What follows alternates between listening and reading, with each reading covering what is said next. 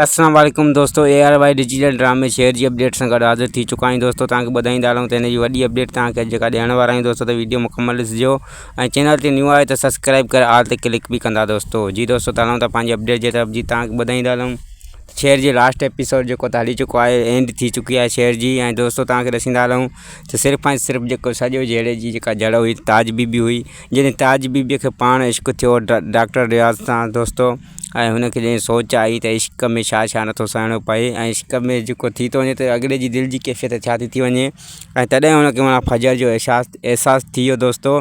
ऐं हू फजर वटि हली वई ऐं फजर खे चवणु लॻी त जॾहिं मूंखे दिलि में धकु लॻो आहे, इश्क थियो आहे मूंखे, त मां हुनजे इश्क जी जेका कैफ़ियत मां सम्झी चुकी आहियां त तोखे माना जेको घरों कढियो वियो आहे ऐं मां तोखे पंहिंजे पीउ खां ज़लील कराईंदी रहियमि त हीउ सॼो ॾोहु मुंहिंजो आहे ऐं तोखे मां ई जेको आहे त घरु वापसि जेको आहे त वठी हलंदुमि। ऐं हुन पंहिंजे भाउ खे इंतिज़ारु कई, अर्ज़ु रखियो तूं फजर खे माफ़ु कंदे, ऐं हुनजे चवण ते जेको आहे त फजर जेको आहे त अमेरिका न वई दोस्तों, ऐं हुनखे पंहिंजे पीउ जेको पर्च आहे पंहिंजो ठाह करे छॾियो ऐं शेर खे घुराए करे ऐं शेर जो हथु जेको आहे त फजर जे हथ में ॾेई करे ऐं उन्हनि खे जेको आहे त अलविदा करे छॾियो दोस्तों।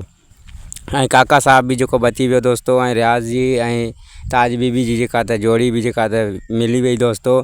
ऐं शेर तमामु घणो ख़ुशि थियो जॾहिं त हुनजो मक़सदु जेको आहे त पूरो थी वियो, जॾहिं त हुनजो मक़सदु इहो हो त फजर जेका त मुंहिंजी कुंवार थिए ऐं उहा हुनजी कुंवार बणिजी वई, जेको आहे त शादीअ जी राति हू ॾाढो ख़ुशि हुया ऐं चंड खे ॾिसी करे मिठियूं मिठियूं हिक ॿिए सां ॻाल्हियूं करे रहिया हुआ दोस्तों। त ईअं ई जेको आहे त शेर ड्रामो जेको आहे त पंहिंजी एंडिंग ते पहुची चुको दोस्तों। ऐं जेको शेर जूं भेनरूं हुयूं त उहे पंहिंजूं जेके ॿनियूं संभालणु लॻियूं दोस्तों, ऐं हर हिकु पंहिंजो जेको आहे त रंग में रंगिजी वियो ऐं गुनाहगारनि खे सज़ा मिली वई दोस्तों।